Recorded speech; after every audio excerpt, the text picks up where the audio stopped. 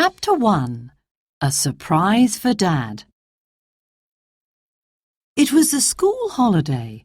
Dan was at home and he was bored. The phone rang. Dan's mum answered it. When she put it down, she looked worried. Dan's dad said, "Who was that?" "It was Aunt Rose," said Mum.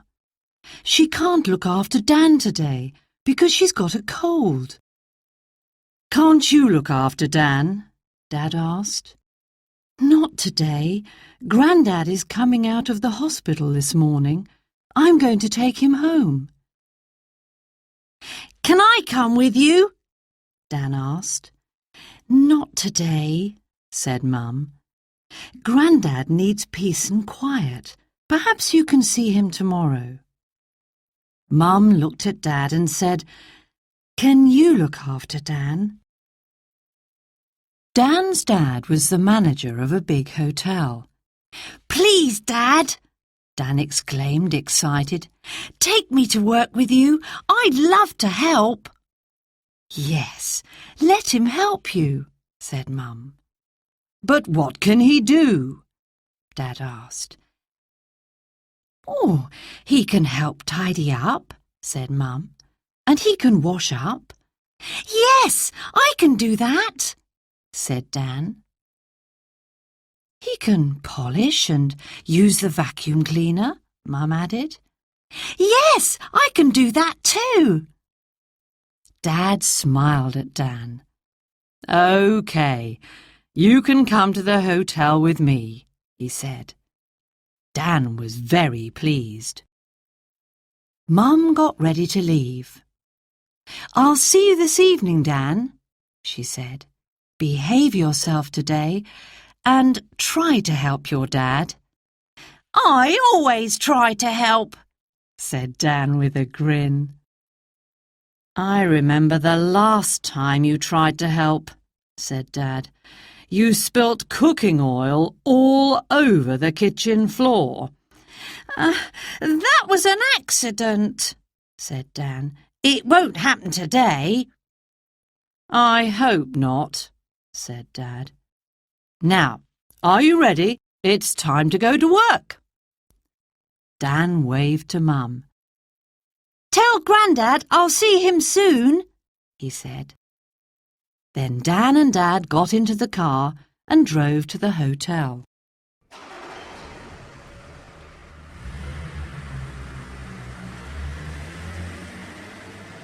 When they reached the hotel, everybody smiled at Dan and his dad. They went into Dad's office. Dan sat in a big armchair. "Sit there quietly," Dad said. "I'll go and see what's happening in the hotel. Will you be all right?" "Yes, thank you, Dad," said Dan. "I'll read my book." "I won't be long," said Dad. Dan read his book. Then he drew a picture. Then he played a computer game. At last Dad came back. "Is everything okay?" he said. "Fine," said Dan. "But I don't want to sit here all day. I want to help you." There was a knock at the door. "Come in," said Dad. The chef came in. He was holding a menu. "Good morning," he said. He gave the menu to Dad. "This is what we're cooking for lunch today." Dan looked at the menu. "Oh, spaghetti and meatballs!" he exclaimed. "Great! That's my favourite." "It's mine too," said the chef. "Dad," said Dan, "can I help the chef in the kitchen?" "Can Dan help?" Dad asked the chef. The chef looked worried. He remembered the last time Dan helped in the kitchen. Then he smiled and said, "Yes, he can help tidy up the storeroom." "OK," said Dad. But remember, Dan, be careful. Chapter 2. Dan makes a mess.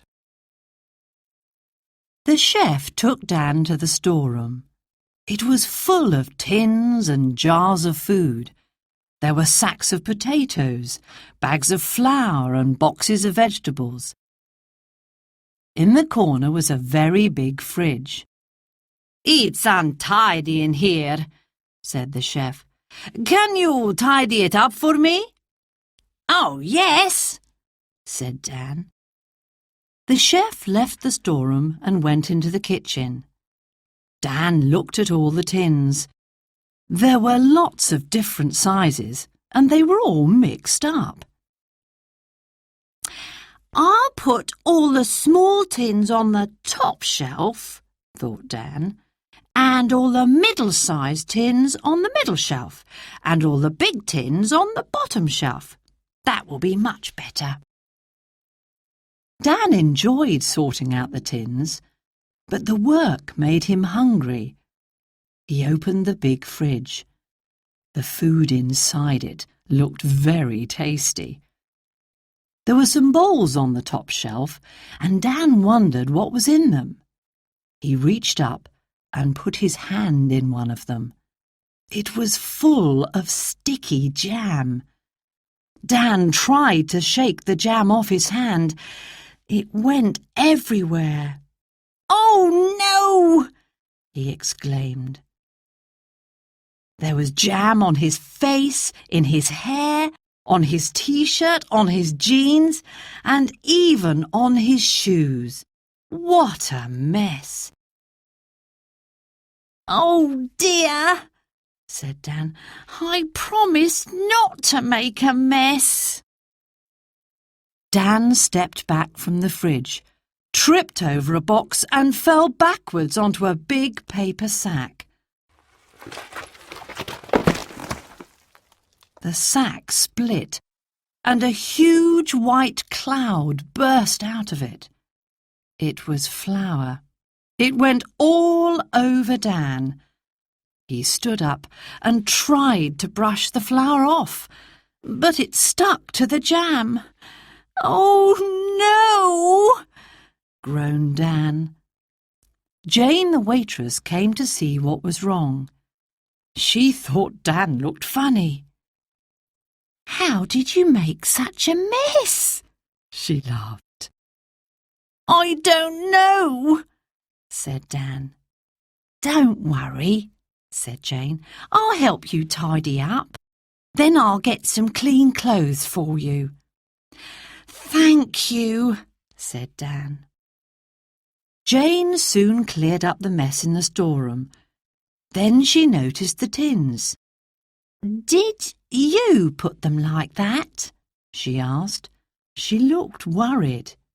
"Yes," said Dan proudly. "They look tidy now, don't they?" "They do," said Jane, "but I don't think the chef will be very pleased. He won't know where to find anything now, will he?" "Oh," said Dan, "I didn't think of that." "It's okay," said Jane. "You were trying to help. Now, let's go to the laundry room and wash your clothes." Jane took Dan to the laundry room. "We'll put your clothes in the washing machine," she said, "and then we'll put them in the dryer." "What shall I wear while I'm waiting?" Dan asked. Jane took a waiter's uniform out of a drawer. There was a white shirt, a bow tie, black trousers and a white jacket. "You can wear this," she said. Dan put the uniform on. The shirt's sleeves were too long and the jacket was too big. He had to roll up the bottoms of the trousers, but Dan thought he looked very smart. Dan returned to the storeroom. The chef was inside. Dan heard him say, "That silly boy! He's mixed up all the tins. Now I don't know where anything is. Oops, thought Dan. He was going to say sorry when the manager of the restaurant approached. His name was Mr. Gray. He thought Dan was a waiter because of his uniform. "Hey, you," said Mr. Gray, "you're late. Go into the restaurant and see if all the glasses are polished." "But," Dan began, "I'm not really—" "Hurry up," said Mr. Gray. "The guests will be arriving soon. There's a lot to do before they come." Chapter 3. Dan the Waiter. "Where's Jane?" Mr. Gray asked. She's in the laundry room," Dan replied. "Why isn't she here?" Mr. Gray said, and went to look for her. Dan was pleased.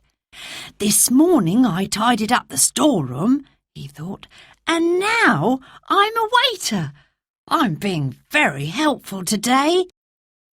He walked into the restaurant. All the tables were ready for lunch. Dan picked up one of the glasses. "How do you polish a glass?" he wondered. Then he remembered there was a can of furniture spray on a shelf in the storeroom. He went to the storeroom and found the spray. Dan took the furniture spray back to the restaurant and sprayed polish on all the glasses. Then he rubbed the glasses with a soft cloth until they shone. He was very proud of his work. He took the furniture spray back to the storeroom. When he returned to the restaurant, Mr. Gray was there. He did not look happy. "There's a very strong smell of furniture polish in here," he said. "The guests won't like it. Who's used so much polish?" Dan opened his mouth to speak. "Don't just stand there," said Mr. Gray. "Put a napkin beside each table mat and hurry. The guests will arrive soon." Dan got a pile of paper napkins. He folded each one in half and placed it beside a table mat. There was one napkin left. Dan made a paper aeroplane with it. He flew the aeroplane across the room. A guest came in. He was wearing a pilot's uniform. The aeroplane landed in front of him. He picked it up and smiled. "Have you ever been in an aeroplane?" he asked Dan. "Yes," said Dan. "I flew to America once. We had a wonderful holiday in New York." "Did you enjoy the flight?" "Yes, very much. But it took a long time." "What did you like best?" "Flying above the clouds, but—" "But what?" "I made a bit of a mess." "How did you do that?" "It was an accident," said Dan. "A steward was serving trays of food. I tripped and spilt orange juice all over a lady's shoes." More men came into the restaurant. They all wore pilots' uniforms. "We all worked as aeroplane pilots," the man explained to Dan, "but we're retired now. We meet here once a year to have a meal together. Are you new here?" "This is my first day as a waiter," said Dan with a grin. The man showed Dan's paper aeroplane to his friends. "Look what the waiter made," he said. "Let's see it fly," said one of the other pilots. They watched it fly across the room. The pilots clapped and cheered.